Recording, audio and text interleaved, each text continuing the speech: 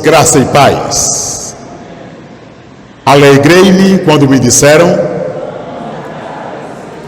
estamos na casa do Senhor e por isso nós estamos alegres, bendizendo e glorificando a Cristo Jesus, o nosso Senhor e o nosso Salvador. Eu convido os amados irmãos para que abram a palavra de Deus para o texto de Atos capítulo 22. Abra a palavra de Deus em Atos 22 e permaneça com ela aberta nesse texto sagrado. Quando você achar Atos capítulo 22, você deixa a Bíblia aberta e olhe para mim, para que a gente possa introduzir aqui o que nós queremos expor para os amados irmãos. Quem achou diz amém. Amém? Muito bem. Você lembra como é que foi a sua conversão? Nós temos aqui alguns irmãos que têm mais de 30 anos de convertidos, outros têm 15 anos, 10 anos, 8 anos. E é interessante que cada um de nós tem uma experiência diferente de conversão. A maneira como eu me converti, ou como Cristo me encontrou, como eu fui achado por Cristo, ou como nós usamos o vício de linguagem dizendo, quando a gente aceitou Jesus, né? Cada um tem uma experiência diferente. Cada um vai contar uma coisa diferente. Vai apresentar uma pessoa diferente, um lugar diferente, uma ocasião diferente, um texto bíblico diferente. Tem uma experiência pessoal. Por que é diferente? Porque é pessoal, não acontece a mesma coisa com todos. Então tem gente que passa muito tempo frequentando a igreja e não se decide. Aí vai decidir tempos depois. Tem gente que levanta a mão, vem na frente, recebe a oração e não se converteu naquele dia. Vai se converter depois. Tem gente que vem aqui, levanta a mão, recebe a oração e já tinha se convertido antes. Já tinha feito um acordo com Cristo antes, né? E veio ali só manifestar publicamente a sua decisão. Mas cada um de nós tem uma experiência interessante e isso é muito, muito legal, porque explica a maneira múltipla como Cristo tem nos salvado. A multiforme graça de Cristo, cada um com uma experiência legal, interessante. Apóstolo Paulo, ele conta aqui, em Atos capítulo 22, a sua experiência de conversão. É impactante a experiência de conversão do apóstolo Paulo. Lembra que ele está sendo levado para a fortaleza, para ser chicoteado, para ser preso? Aí quando ele chega na escadaria, talvez, não sei, no segundo ou primeiro lance de escadas, ele para e faz um sinal para a multidão parar e ouvir, que a multidão estava gritando: mata-o, mata-o, mata-o. E ele pediu ao comandante para falar algumas palavras. E olha o que é que ele diz. A primeira colocação que o apóstolo Paulo faz é: irmãos. Ele chama o povo de irmãos. Irmãos, eu quero me defender perante vocês. Quando o povo ouviu que Paulo falava em hebraico, aí o povo ficou mais silencioso ainda. Esse cara fala a língua hebraica, aí deu um pouco mais de atenção.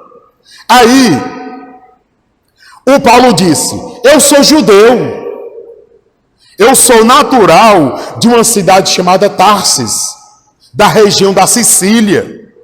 Mas eu fui criado, olha o que Paulo diz, mas eu fui criado aqui nessa cidade em Jerusalém, porque eles estavam lá em Jerusalém nesta ocasião. Eu fui criado aqui em Jerusalém e fui ensinado com o rigor da lei. Eu tive como professor um homem chamado Gamaliel, e todo mundo atento, porque Gamaliel, ele era muito conhecido naquela região. Eu fui zeloso para com Deus, do jeito, olha a expertise de Paulo, é claro que inspirado pelo Espírito Santo. Olha o que Paulo diz: eu fui zeloso da lei de Deus, assim como vocês estão sendo agora. Incrível como o apóstolo Paulo, ele se expressa. Aí ele diz assim: eu era perseguidor do caminho. Aí na sua tradução, pode ser a tradução que for, tem que ter caminho com C maiúsculo, né? Se o caminho aí não for com C maiúsculo, pode descartar essa tradução da Bíblia, porque ela não é boa. Tem que ter o C maiúsculo. Eu fui perseguidor do caminho. Ele estava se referindo a Cristo, que eles chamavam de o caminho. Eu fui perseguidor até a morte. O apóstolo Paulo estava falando. Eu algemava e prendia os homens e mulheres. Eu os acorrentava. Olha como é que Paulo é inspirado por Deus aqui no texto. Olha o que é que Paulo diz. O sumo sacerdote de Jerusalém é minha testemunha. Incrível, né? E ele diz mais: e todo o conselho dos líderes religiosos também. Foram eles que estavam ali na plateia. Foram eles que me deram cartas para eu ir perseguir o povo do caminho lá em Damasco. Eu fui com a autoridade que eles me deram, a fim de trazer algemados para Jerusalém os que eram do caminho, para castigá-los. E aí o apóstolo continua. Mas quando eu estava chegando perto da cidade de Damasco, escute, agora essa expressão, escute para você entender. Olhe para mim para você entender. Quase meio-dia apareceu uma luz mais forte do que o dia, do que o sol. Não é incrível? Apareceu meio-dia. Por volta de meio-dia apareceu uma luz que brilhava mais do que o sol. Foi muito forte ao meu redor. Eu caí no chão, diz o apóstolo, e ouvi uma voz que me dizia: Saulo, Saulo, por que você me persegue? Tem uma observação interessantíssima no versículo de número 9. O apóstolo diz assim: os homens que estavam comigo viram a luz, mas não ouviram a voz. Eles não ouviram a voz, mas eu ouvi. A voz dizia: Saulo, Saulo, por que você está me perseguindo? Aí eu disse: Senhor, o que eu faço? E Jesus me disse: levanta, entra na cidade de Damasco, porque lá alguém vai dizer para você o que você precisa fazer. Aí eu fiquei cego. Entrei na cidade guiado as mãos dos homens que estavam comigo. Fui parar na casa de um homem chamado Ananias, e ele ficou do meu lado e disse: irmão Saulo, volte a ver. E no mesmo instante eu voltei a ver. E no versículos 14 e 15 diz algo espetacular. Lá diz que Ananias disse que foi Deus quem escolheu Paulo para ser testemunha, para ser boca de Deus, para falar o que ele viu e ouviu. Aí o versículo 16 já diz: agora não demora não, levanta logo e vai ser batizado. Quando eu voltei para Jerusalém, enquanto eu estava no templo, tive uma visão. Aí o apóstolo diz: vi quem me dizia para sair logo de Jerusalém, porque meu testemunho não seria aceito. Aí ele diz mais: mas eu disse: Senhor, eles sabem quem eu sou. Eu colocava as pessoas que criam em ti na prisão e espancava aqueles que estavam nas sinagogas. Aí mais o apóstolo Paulo diz: eu até aprovei a morte de Estevão, está bem no versículo 20. Eu até aprovei a morte de Estevão, eu estava lá, eu era quem estava segurando as capas de quem estava matando Estevão. Eu estava lá, mas o Senhor me disse: vai, porque te mandei para pregar aos gentios.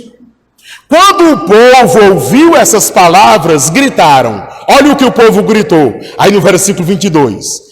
Tira este homem do mundo, porque ele não merece viver. Tira este homem do mundo, porque ele não merece viver. Enquanto gritavam, tiraram as capas de Paulo e jogaram poeira para cima. Jogaram poeira no ar. Nesta hora, o comandante mandou levar Paulo para a fortaleza. A ideia era chicotear o apóstolo Paulo para saber por que o povo estava furioso com ele. Isso aqui é incrível. Bater no cara para saber por que o povo estava com raiva dele. Quando estava tudo pronto para começar a chicotear Paulo, agora olhe para mim para vocês entenderem aqui o que Paulo disse. Quando estava tudo no ponto, Paulo já amarrado, já tudo no ponto, os carrascos já prontos para bater, o apóstolo Paulo vira para o centurião e diz: ei, é permitido chicotear um cidadão romano sem ele ter sido condenado? Quando o centurião ouviu isso, foi até o comandante. Quando chegou lá no comandante, o centurião disse assim: mas o que você está fazendo? Este homem é um cidadão romano. Aí o centurião perguntou, o comandante perguntou para Paulo: você é romano? O apóstolo Paulo disse: sim, eu sou. Como quem diz: eu já disse um montão de vezes que eu sou romano. Aí sabe o que foi que o comandante disse? Para eu ter o título de cidadão romano, eu paguei muito dinheiro para ser romano. Aí o apóstolo Paulo olhou para ele e disse assim: e eu sou romano é de nascimento. Eu não paguei nem um real. Não era real a moeda. Eu não paguei nem um centavo. Eu não paguei nada de dinheiro para ser cidadão romano. Eu nasci romano. Quando eles ouviram isso, todos ficaram parados e com medo. Por que eles tinham medo? Porque era proibido açoitar um cidadão romano sem ele passar por um justo julgamento e ser sentenciado. E no versículo 30 diz que no dia seguinte, o comandante mandou soltar o apóstolo Paulo e, querendo saber qual era a acusação, mandou chamar também os principais sacerdotes e fez uma acariação. Acariação é quando coloca os acusadores na presença do acusado. O acusado e os acusadores. Eles estavam agora frente a frente. E na mensagem seguinte, se Deus permitir, nós vamos falar o que o apóstolo Paulo falou, que está escrito no capítulo 23 de Atos. Esta narrativa bíblica que eu acabei de expor aqui para vocês se encontra na íntegra em Atos capítulo 22, versículos de 1 a 30. Eu espero que os irmãos leiam esse texto na sua tradução lá na sua casa e procurem tirar lições preciosas para a sua vida. Além das lições que eu sei que você já tirou só em ouvir esse texto sagrado, eu quero pontuar aqui mais algumas aplicações práticas para a gente poder ir para casa. Eu vou ser bem rápido, porém incisivo. Primeira aplicação prática. Olhem para vocês entenderem. Primeira aplicação prática. Em nome de Deus, é possível alguém fazer e dizer barbaridades. Vou repetir. Em nome de Deus. Quando eu digo Deus, é D maiúsculo. Não é um Deus qualquer. É Deus, o Deus Todo-Poderoso. Deus do céu. Em nome de Deus do céu, alguém aqui na terra hoje é capaz de dizer e fazer as maiores barbaridades que você possa imaginar. Em nome de quem? Em nome de Deus. Alguém pode dizer e fazer barbaridades. Saulo, ele odiava quem? Ele odiava, antes de ser encontrado por Cristo, ele odiava todos do caminho. Apóstolo Paulo perseguia, maltratava, prendia, chicoteava e até consentiu na morte de Estevão e de outros tantos que aqui não revela no texto sagrado, consentiu até na morte. E ele fazia isso em nome de quem? Em nome de quem? Em nome de quem? De Deus. Tem um outro texto que o apóstolo diz assim: eu sou fariseu de fariseu. Ele era a mais alta cúpula do farisaísmo da sua época. Ele era zeloso e era em nome de Deus. Eu estou perseguindo eles em nome de Deus. Quem me deu cartas para Damasco foram os principais sacerdotes e os líderes religiosos de Jerusalém. Então eu faço, ele diz, eu faço isso em nome de Deus. Agora, ele estava certo ou ele estava errado? Quando ele estava fazendo, ele estava certo. E pensando que estava certo. Quando Jesus o encontrou perto de Damasco, ele entendeu. Aí ele entendeu que estava buscando agradar o Deus verdadeiro da forma errada. O que ele estava fazendo era errado, em nome de Deus. Mas ele tinha consciência que era certo. Grande lição, meus amados irmãos, hoje para as nossas vidas. Nós precisamos ter cuidado, porque nem todas as pessoas que agem em nome de Deus estão agradando a Deus. Eu digo isso direto. Irmãos, tem até culto que é prestado para Deus, que Deus não se agrada. Mas é em nome de Deus. Mas é em nome de Jesus. Mas Ele não está se agradando disso. O que eu estou fazendo é para Jesus. Mas Jesus não está se agradando disso. Vocês lembram, estudantes aí, de história, vocês lembram sobre um período em que teve uma chamada, entre aspas, Santa Inquisição? Vocês lembram? Já estudaram a Santa Inquisição? O que era a Santa Inquisição? Uma perseguição ferrenha contra aqueles que eram contra o catolicismo romano. E houve atrocidades, das maiores barbaridades que você possa imaginar, aconteceram na época das chamadas Santas Inquisições, em nome de Deus. Em nome de Deus. Agora, mais recentemente, que não está assim mais agora recentemente, mas uma das maiores tragédias da história moderna que aconteceu no planeta Terra foi a destruição das Torres Gêmeas dos Estados Unidos da América. Vocês lembram? Foi em 2009, né? 2011.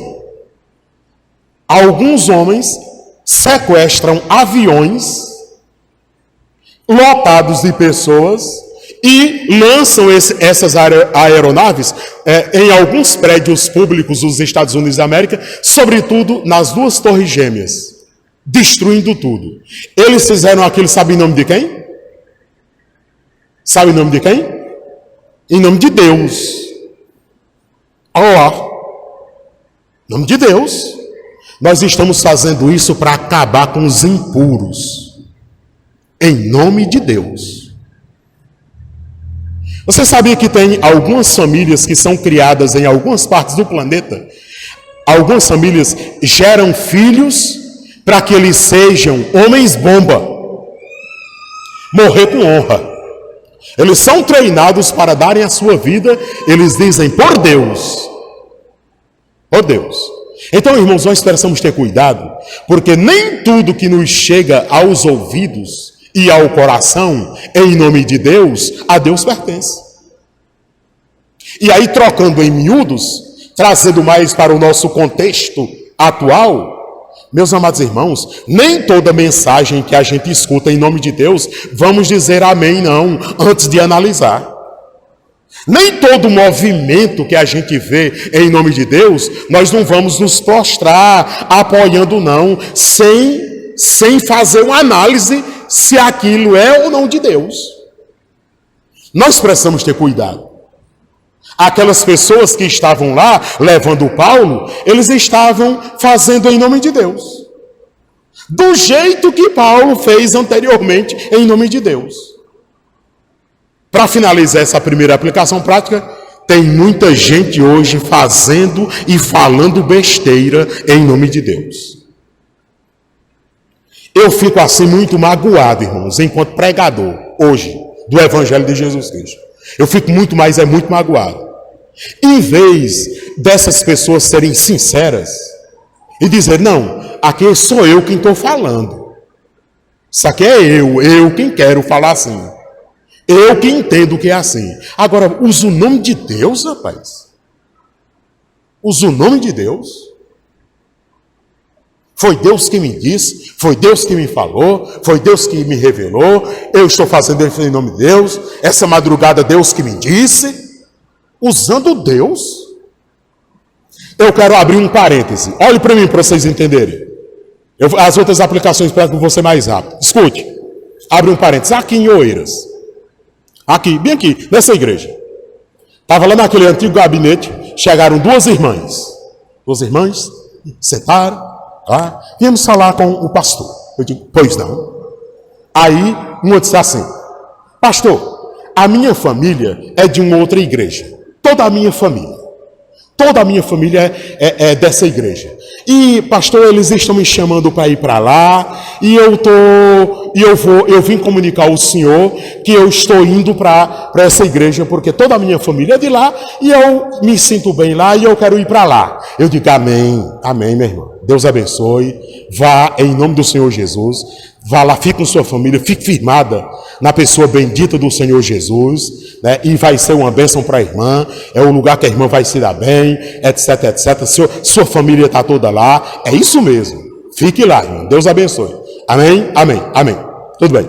Passou uma temporada, anos depois ela voltou, uma bênção aqui na igreja. A outra, aqui estava acompanhando essa irmã.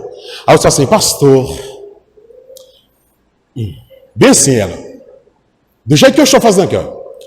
Deus me falou que eu tenho que deixar essa igreja. Deus me falou. Deus disse, fulano, saia da igreja batista e vá para aquela outra igreja. Vá ser uma bênção lá. Aí eu digo, quem te falou? Deus. Bem aqui nesse gabinete aqui. Eu digo, meu irmão, você toma vergonha na sua cara? Não está vendo que não foi Deus que falou isso com você, minha irmã? Tenha santa paciência. Botar Deus num negócio desse, minha irmã. Isso é um negócio que a irmã quer. Minha irmã, pelo amor de Deus, não faça isso não. Botar Deus nisso? Realmente, pastor. É eu que estou querendo mesmo. Eu digo, eu sei. Aí você vem me dizer que é Deus. Deus mandar você sair dessa igreja para ir para outro. Não, aí não. É me fazer de idiota. É duvidar da minha pouca inteligência. Vai. Por que quer? Agora, bota Deus. Fecha parêntese. Agora olhe para mim. Se você quer fazer uma besteira, não bote Deus no meio da sua besteira, não. Faça a besteira em seu nome. Faça a burrada no seu nome. Faça o M no seu nome. Não bote Deus no meio disso, não. A não ser que seja Deus mesmo. E como é que a gente tem certeza que é Deus mesmo? Só se tiver escrito aqui. Se ele te falou essa madrugada, meu amigo, eu tenho o direito de duvidar. Fechou parêntese? Segunda aplicação prática. Quem persegue cristão está perseguindo o próprio Cristo. Na história da igreja, vemos em muitos períodos os cristãos sendo perseguidos de forma bárbara. Hoje, ainda em alguns países, cristãos são terrivelmente perseguidos. No Brasil, ainda nós temos liberdade religiosa e eu não sei por quanto tempo ainda teremos. Porque já existe uma lei estadual, ou estão tentando aprovar uma lei estadual no Rio de Janeiro, proibindo pregadores na rua. Já foi aprovado. Proibindo que se pregue o evangelho no metrô, no trem. Quem já foi no Rio de Janeiro sabe que alguns irmãos, mais da ala pentecostal e neopentecostais, eles pegam a Bíblia, chegam lá no metrô e dizem, olha, se convertam e tal, e pregam,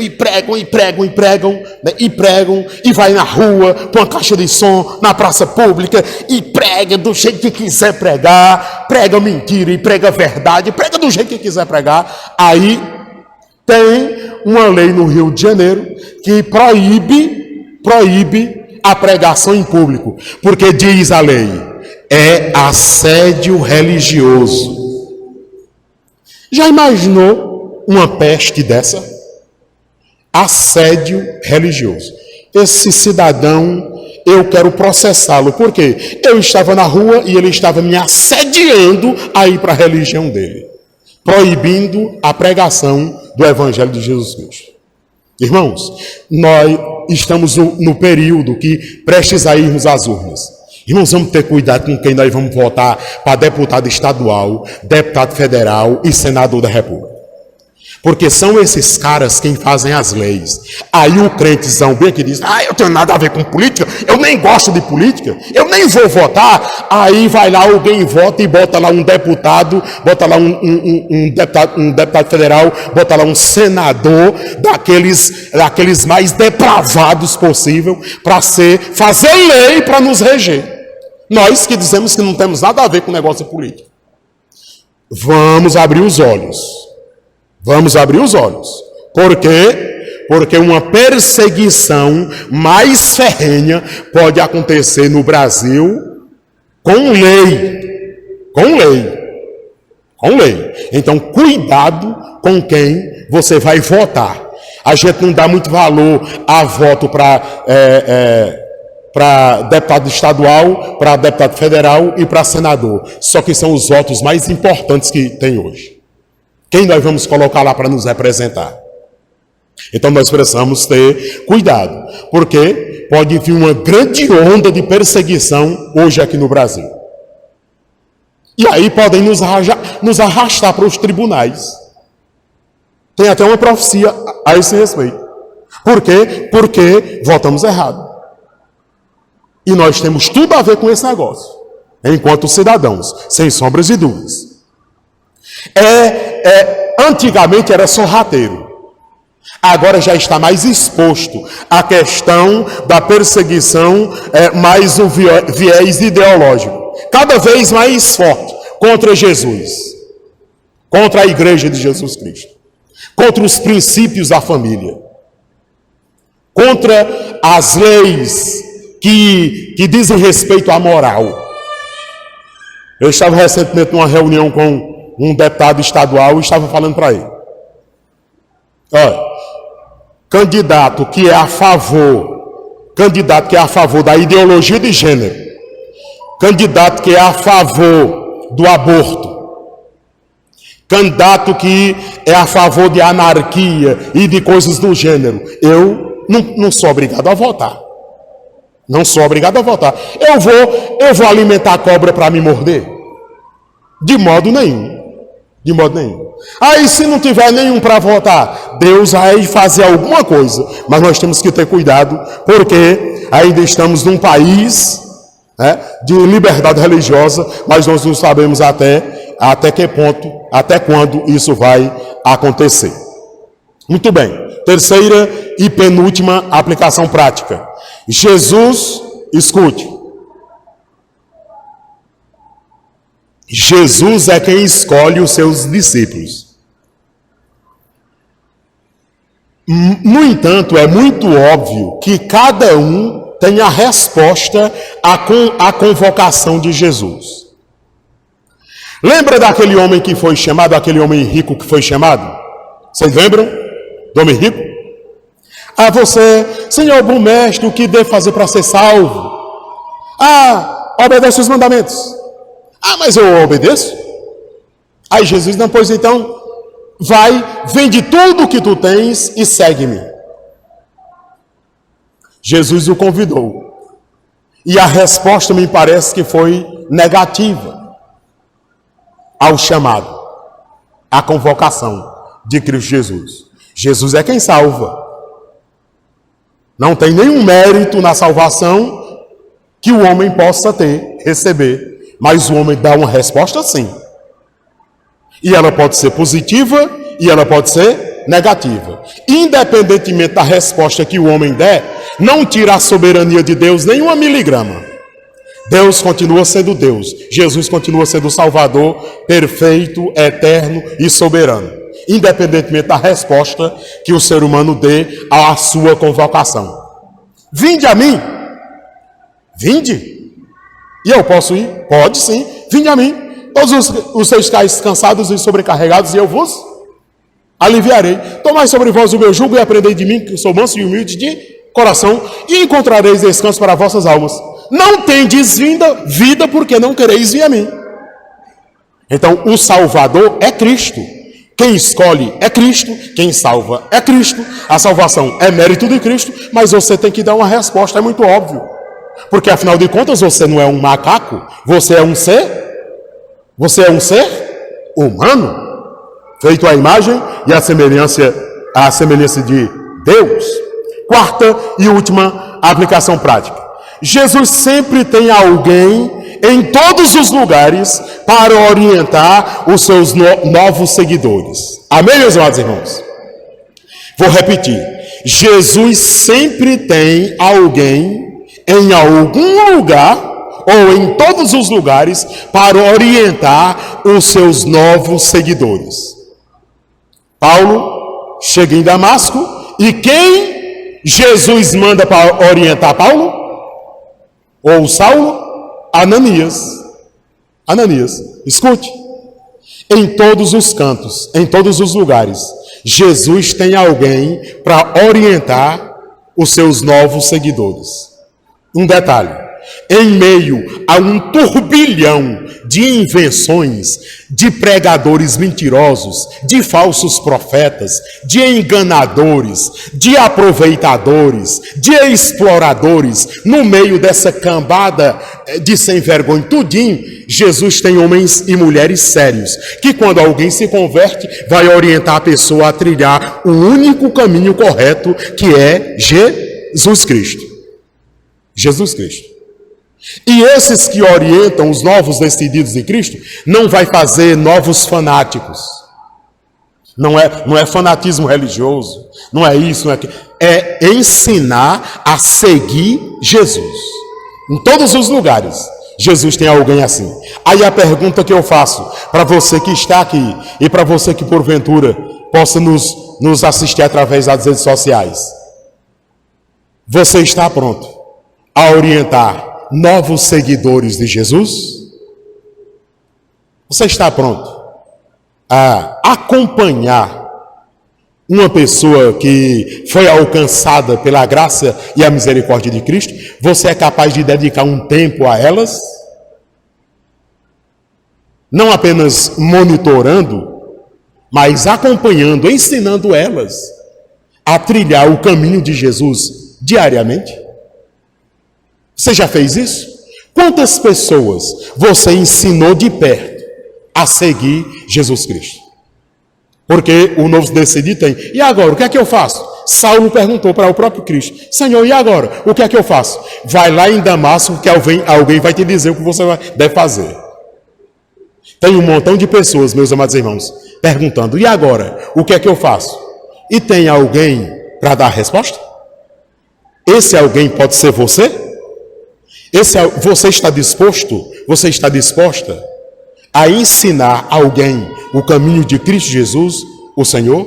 Tem um montão de pessoas que estão só aguardando eu ou você nos aproximar delas para dizerem o que elas têm que fazer, conforme os ensinamentos de Jesus Cristo, nosso Senhor. Quem entendeu diz amém. Amém.